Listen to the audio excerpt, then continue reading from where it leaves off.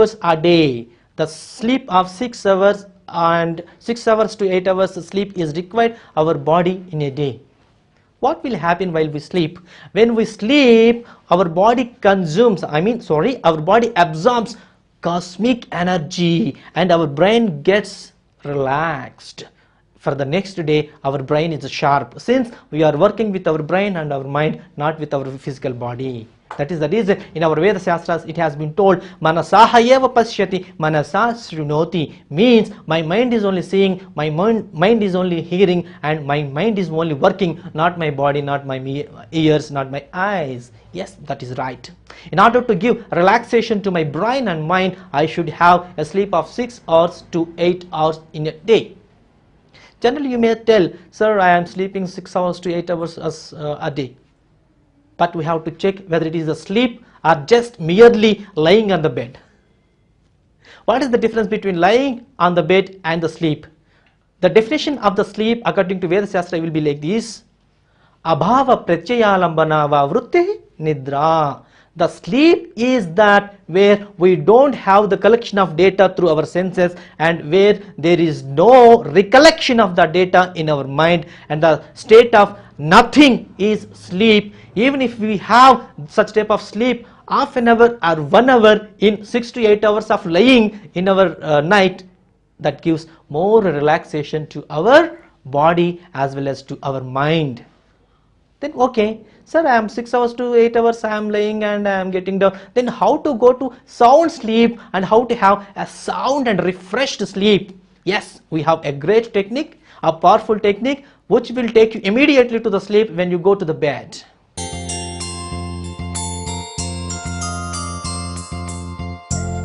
We have a great technique called Savasana Relaxation, which will make us have instant relaxation and which will make us to go to sleep immediately when we go to bed.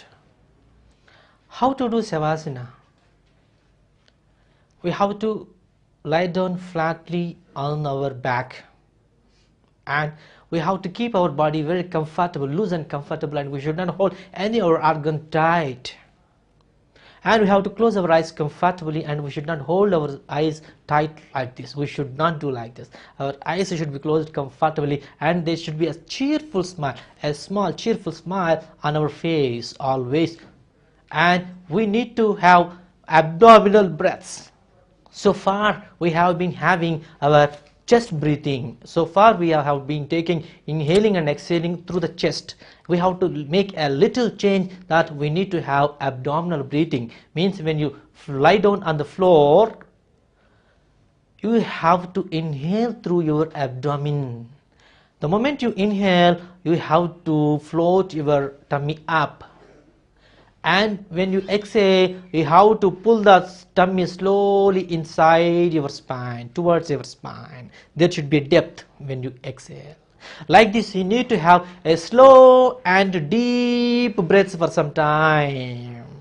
Suppose 5 minutes or 10 minutes. After that, immediately sleep, and you will have a good and sound sleep throughout the night. And when you will feel that change in your sleep, and you will feel the refreshment in your mind. And one more important, before going to sleep, there should be 1 hour, minimum of 1 hour gap after the night supper. To be frank, there should be 2 hours minimum. Okay, the modern style, we have everything has been changed, and we are leading a very fast food life, very fast life. In this modern life, minimum 1 hour should be maintained. That 1 hour gap should be there for supper and the bed.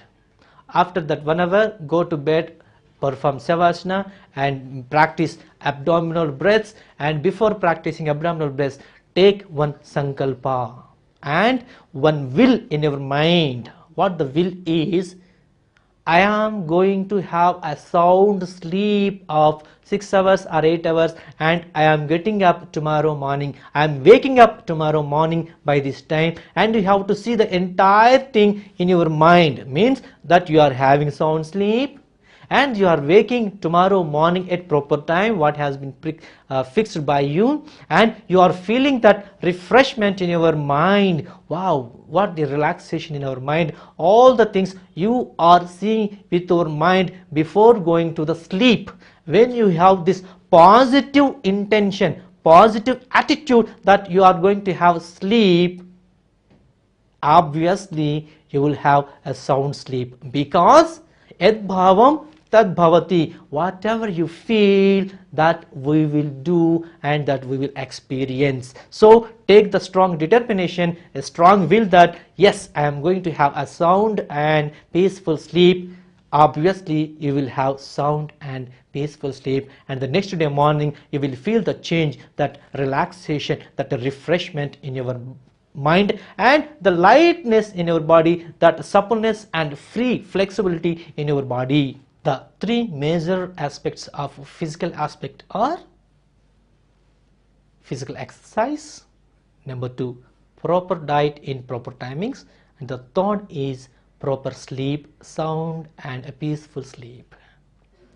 The second type of is mind level, that is at mind level, and I am clearly explaining about mind power, the nature of mind, and how to get mental concentration, and how to use our mind power for our success and for our happiness, and how to use our creativity for turning our problems and stresses as stepping stones to our successes. And I am going to give a powerful technique called success meditation, which will help you to have instant relaxation, to improve your communication skills, to enhance concentration and memory, and which will help you to have to enhance your creativity power, so that you can have an effective decision making skills, and you can turn the stumble blocks as the stepping stones to success.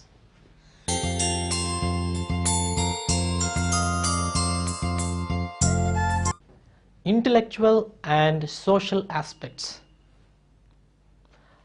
We need to have the complete knowledge in the field which we are working, and in the field in which we have to have our great success. Unless and until we acquire that knowledge in which field we are working, we cannot have a successful and happy life. When we have got the complete knowledge about the nature of our work and the field which we are working, we will have a happy, a stress-free and a successful life. It is very important to acquire knowledge in the field which we are working. Every field, every profession, every occupation has its own standard book. Suppose police people, they have their police manual, and business people, they have their own business manuals, business magazines, business monthlies and everything like that. And the students, they have their own syllabus. In whichever the field that you are going to striving for, you need to have the knowledge how to spend minimum 20 minutes to 30 minutes in the field which you are working, and please read the standard books of that particular profession. Unless and until we have proper knowledge of our own profession or of our own field, we cannot lead a happy and stress-free life. Goal setting, how to set my goals, and time management, and how to manage my activities and how to get my goals achieved in proper time, in proper period. And the third is interpersonal skills. By myself alone I can't achieve success without the friendly cooperation of my friends and my neighbors. I have to identify, I have to realize that unless and until I get the friendly cooperation of the others, I cannot succeed in my life. So in order to maintain happy and strong relation with the others, I need to have good interpersonal skills and communication skills. How to improve communication skills? The three aspects of communication skills are the language, the body language and the voice. The language alone will not express the message properly. The body language, the modulation of voice should fetch the communication so that we can convey our message effectively to the other person. The effective communication is not speaking in English effectively. The effective communication is making the other persons understand what we would like to convey. That is the real communication. That is only the communication. For that, along with our language, the good language, we should have good body language, good voice modulation. So if we can get the acquaintance and command over language using our body language and good pitch and modulation in our voice, we are the good communicators, and we convey the message what we would like to convey, and we will have good relations with the others, and we will get the cooperation from the others, and we will lead a happy life and a stress-free and successful life. These are the skills in common are required for any person, and any skills are required in order to discharge our duties effectively. We have to improve those skills, and we have to learn those skills. Suppose an executive or a marketing person may have a stage fear management, and how to give effective presentations, and how to speak in front of the audience, and how to influence the customers, and how to get the orders. He has to improve that art of stage fear management and effective public speaking and presentation skills, and some more decisions making skills are required by some more persons, and whatever the professional skills that are to be required by a person, one has to learn those skills, one has to improve those skills, and whatever our profession demands, all the skills are to be mastered by us. When we are on the path of learning these skills, and we are in the path of enhancing and improving our skills, we are the winners, we are the leaders, and the world will be ours.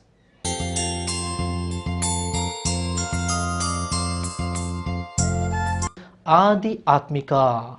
Atma means self. Myself is responsible for the tensions of myself.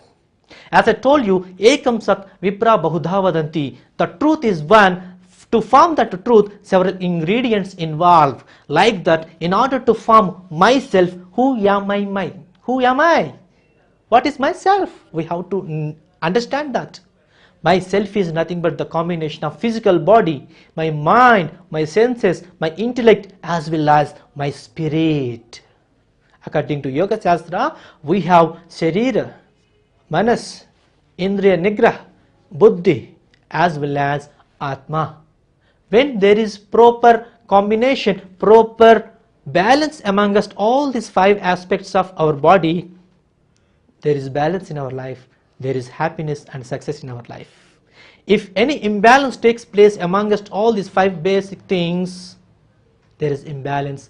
We must be leading unhappy, unsuccessful and stressful life. In order to turn this unhappy, unsuccessful, stressful life as stress-free and happy and successful life, we need to understand the important aspect of ourselves, that is mind. Because I am the combination of my physical body, already we have discussed about the physical body, and mind, very essential part. After that, sense control, after that intellect, after that spirit. Let us come to the mind. What is the mind? Manahayeva Manushanam Karanam Bandhamokshyoho Manasahayeva Pashyati Manasa Srunoti. We have already known that the important and the significant factor of human body, which was gifted to the human body by the Almighty, is mind power, who can use the concentration power and who can use the discrimination power and can achieve success. In Bhagavad Gita, when the personality development program in the name of Bhagavad Gita in the venue called Kurukshetra by the personality development trainer Lord Krishna to a personality development student Arjuna, the trainer has told the student, Krishna has told the Arjuna that mind is very powerful, Arjuna. You have to get the control of your mind. When you have got the control of your mind, you will be successful. Otherwise, the mind will get the control of you. You will have a miserable and unsuccessful life. How to control that mind? Even Arjuna gets doubt and asks his guru to the Lord Krishna. Chanchalam himana Krishna pramadhi bhalavadrudam tasyava nigraham manye vayurva sudushkaram. Arjuna expresses his doubt to his guru Krishna. Hey Krishna, mind seems to be very dangerous. I am not able to control my mind. It is as difficult as holding the breath. Then Krishna says, yes Arjuna, you are right. Asansayam mahabaho manodurnigraham chalam abhyasena tu kaunteya vairagyena cha gruhyate. He says like this, Krishna says like this to Arjuna, hey Arjuna, With regular practice, one can get the command over one's mind. Of course, it may be difficult, but it is not impossible to get the control of the mind. If you have regular practice, you can get the control of your mind. That is regular practice. What should be practiced regularly? Yes, we are going to have one powerful technique. Already I told you, success meditation, practicing which one can have instant relaxation, one can have concentration, memory power, and one can have emotional intelligence. Nowadays we are listening to the word emotional intelligence. What is this emotional intelligence? What is the difference between ordinary persons and extraordinary persons? To become successful, any person can become successful, but to stay successful and make the successful as a journey, we should have emotional intelligence. Sthita pragnata. What is that? To become successful, anybody can become. When he achieves a goal, it becomes a target, he loses that. With one reason, he doesn't have that emotional intelligence. But the other person who has got that emotional intelligence, after achieving one goal, again he sets another goal, he achieves that, again he sets another goal, he achieves that. Like that, he makes the success as the journey, but merely he will not stop the success as the destination. So one should have that sthita pragnata, that emotional intelligence. Lord Krishna explains the sthita pragnata like this. What is sthita pragnata? दुखेषु मनविद्विघ्न मनः सुखेषु विगत स्पृहः वीत राग भय क्रोधो स्थित धीर मुनि मुच्य